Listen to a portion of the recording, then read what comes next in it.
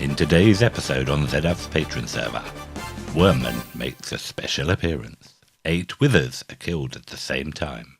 A magma cube jumps the entire ocean. None of this happened at all, so instead here's today's episode. I told you, never trust a husk to do the intro. Hello, and welcome to episode 2 on Wormman's server. No, there's no such thing as Wormman.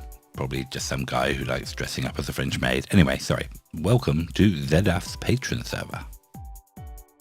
Firstly, I'd like to give a big shout out to all the people who have subscribed to me recently. So I've now hit over 100 subscribers, and it's really epic, actually. So thank you ever so much. Please continue to carry on watching, commenting and liking on my videos. Thank you ever so much. Here we are back at my skeleton spawner, as you can see, that's now completed. So I've got a little video to cut to in a moment, which will just show a little bit more of the digging. Then I'll come back and show you how it stands now. So I've finished digging out the inside now. What I've done here is I've got the trench, a trench running right down the middle. And then I've opened up here just so I can place water like this. Just pick up my buckets, and then I've got infinite water source. It's just repeat along. So the water now flows 8 blocks down to the middle bit here. This is a temporary block, as in that one, so I can get around at the moment. The reason why I've done it this way rather than 8 across and pushing them to the edge of the farm is this way, even if skeletons come here, they only take 4 blocks before they drop down the middle, which should mean that the skeletons are moved out of this part quicker than just having one long water stream going across most of the farm. And it's just a little bit more digging now and a bit of water source. And there we have it.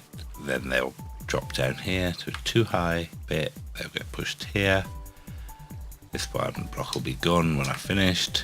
And then they'll drop down here and be pushed along here. This is where I'm working out where I'm gonna move them and then push them up the water chutes.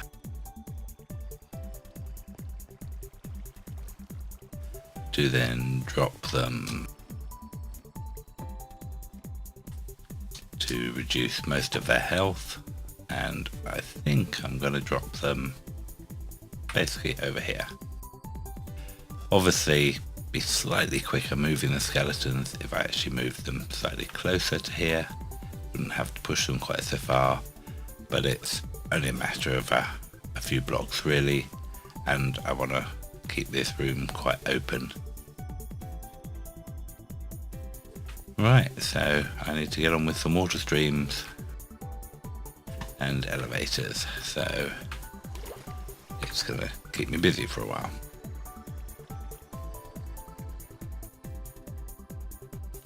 So here we are at the top of the skeleton elevator. So they come up here and they'll get pushed along this way. These trapdoors will be open and one will sit here, he may walk off, and then the next one will push him off.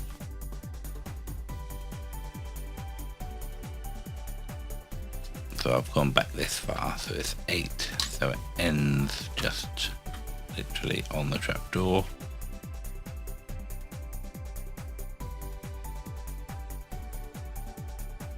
As you can see, you're only just standing on it, so any other skelly will knock you straight off.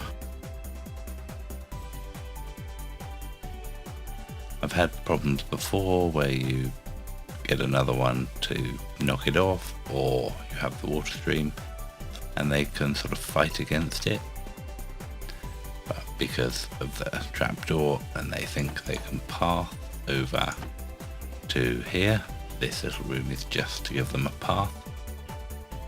they will either walk off on their own or certainly won't complain when the next one bumps into them. So at worst, I'll have one skelly up on here. And then this is my 3-wide drop hole that I need to make next.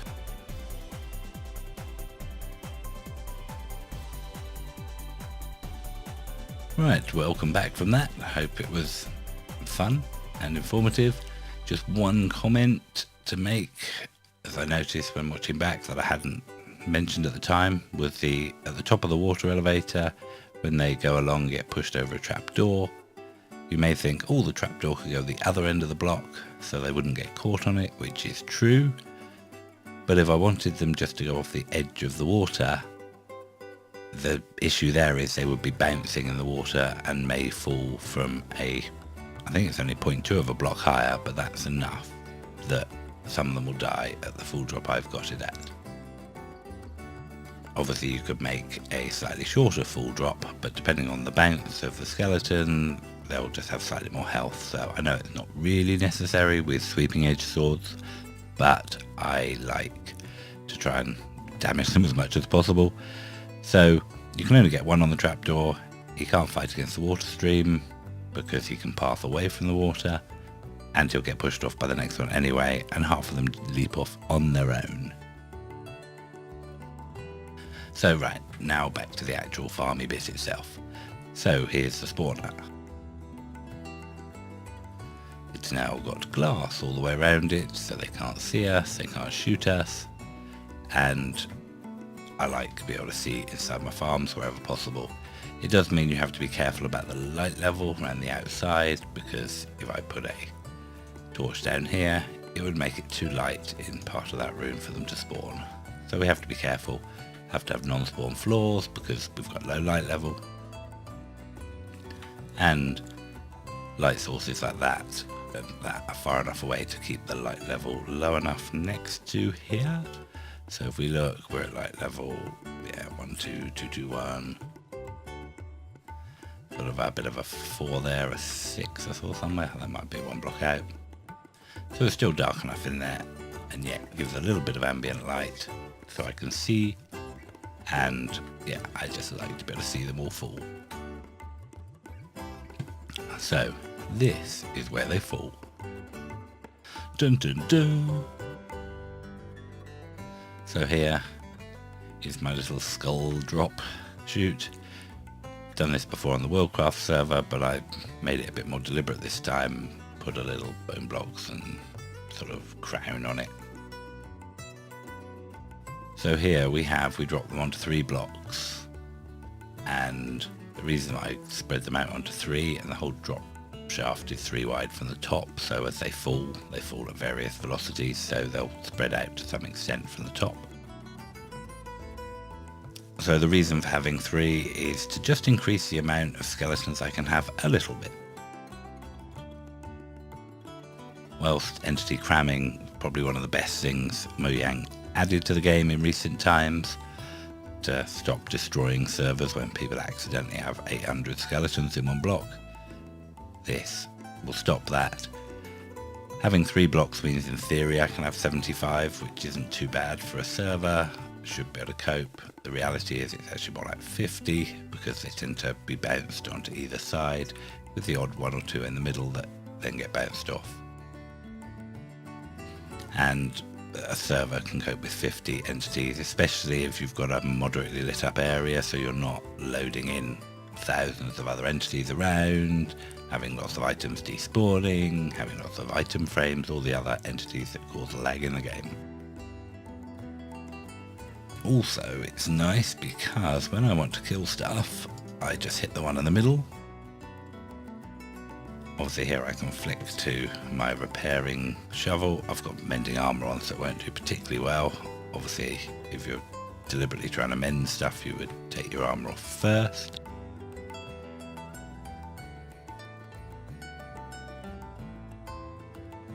And they kill off quite easily, and I'm pretty sure, yeah, I didn't get any of the items in my inventory because although they bounce around a lot, they get caught in these sort of corners. and the other hoppers should hopefully suck in the items quick enough. Hoppers on the floor are just in case eventually bounce out too far.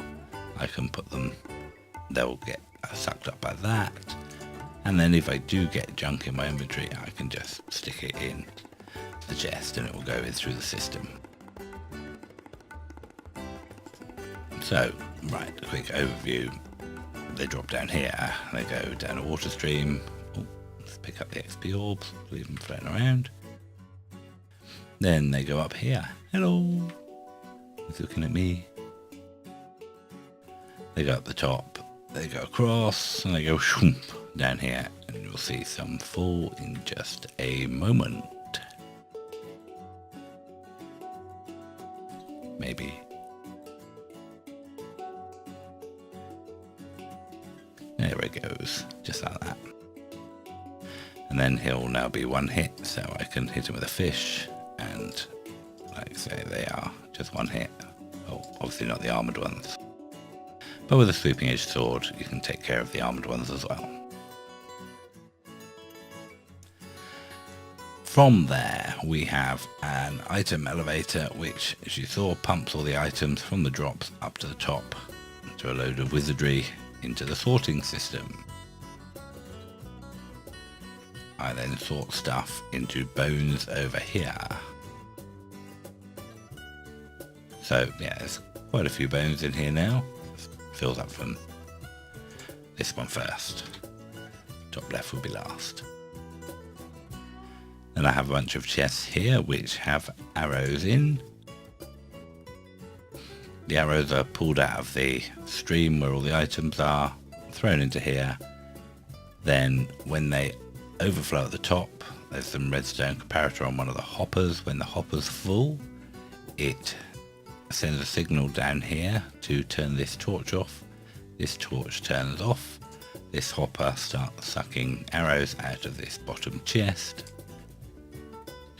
and allowing more arrows to come and take its place. So rather than overflowing at the top, I sort of overflow at the bottom. This is the system for other stuff. So we've got leggings, bows, so you get what? Gold armor, leather armor, and chainmail, or chain items.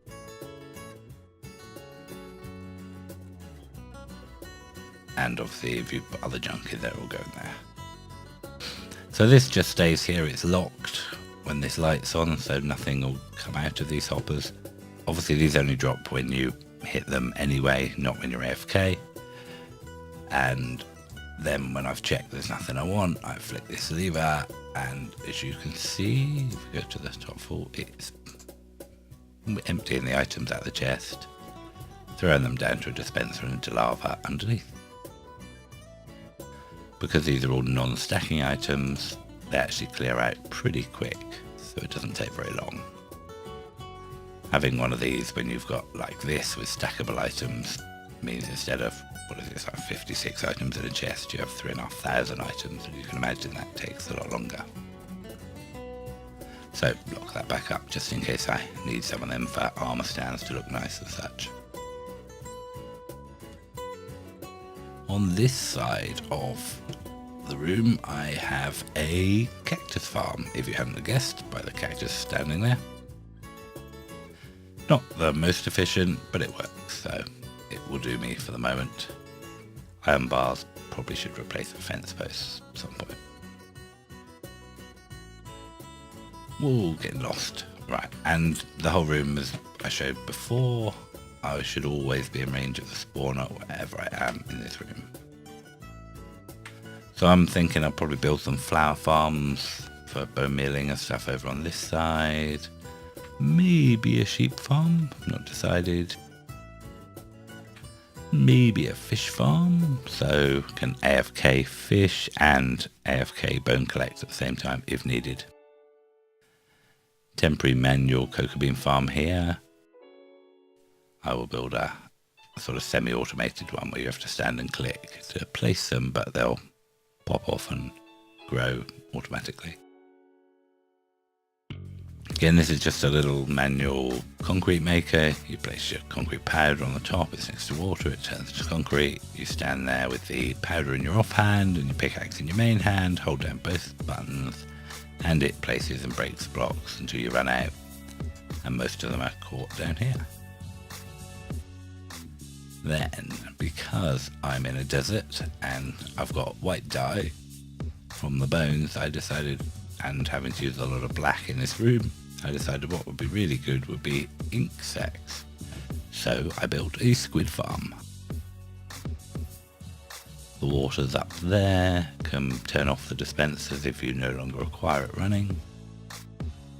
And I built a bunch of chests because it fitted in the corner. There goes Squiddy. Oh, look at those squids. Hello, squids.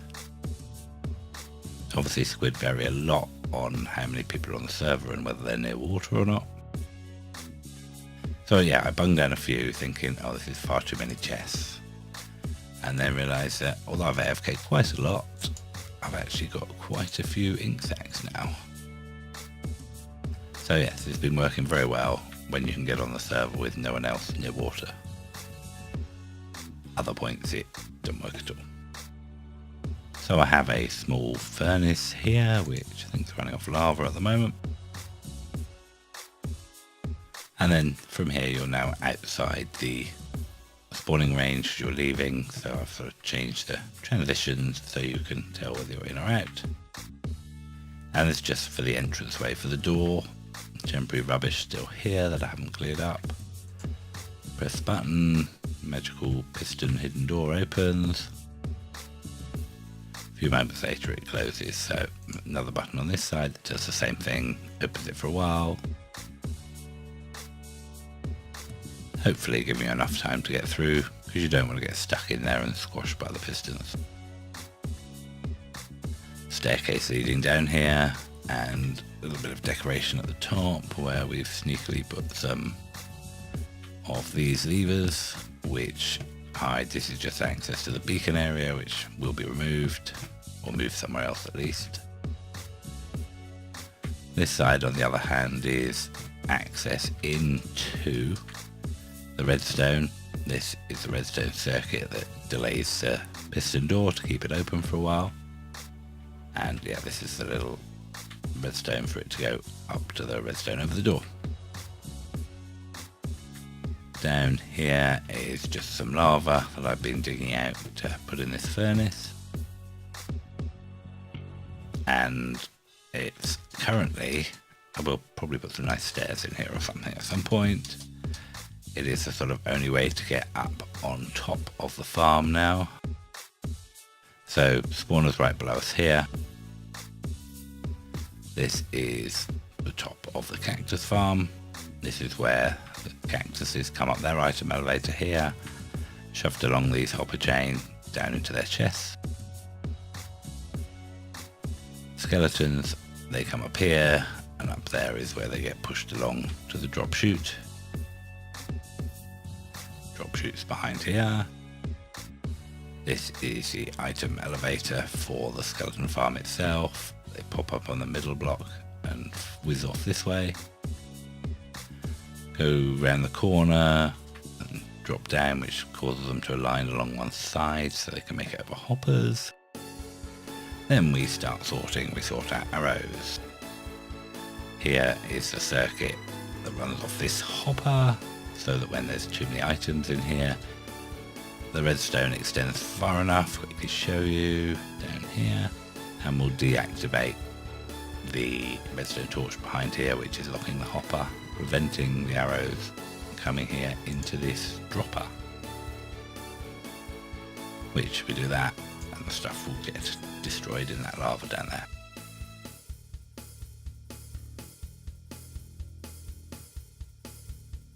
It's a bit of a mess up here. I need to make it pretty.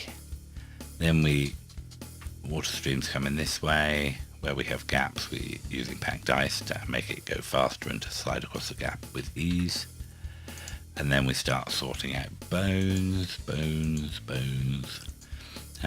So we've not actually got up to the 41 and the fourth one yet. So if it gets any bones, it will, which proves that the first three hoppers are picking up every bone so far.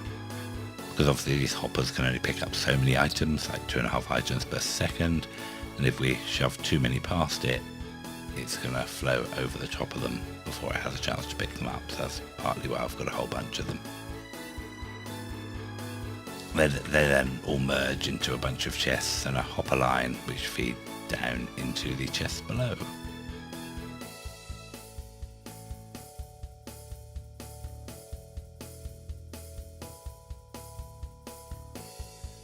Right, so the water stream then goes over these ones, goes around the corner, down here, down there, and eventually comes to these hoppers, and these hoppers are the sort of overflow ones that has all the armor in and the bows and any other junk you put in.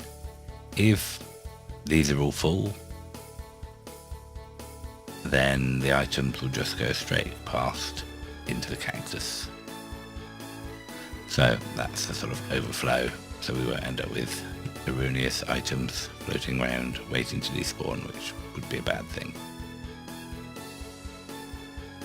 Just a very simple item elevator hopper chain down into chests here for the ink sacks.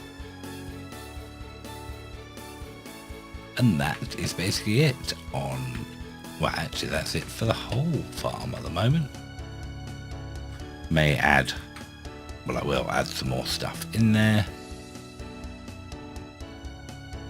So I'd like to thank everyone for watching, and particularly for everyone subscribing in recent times to me and all the people that have been with me for quite a while.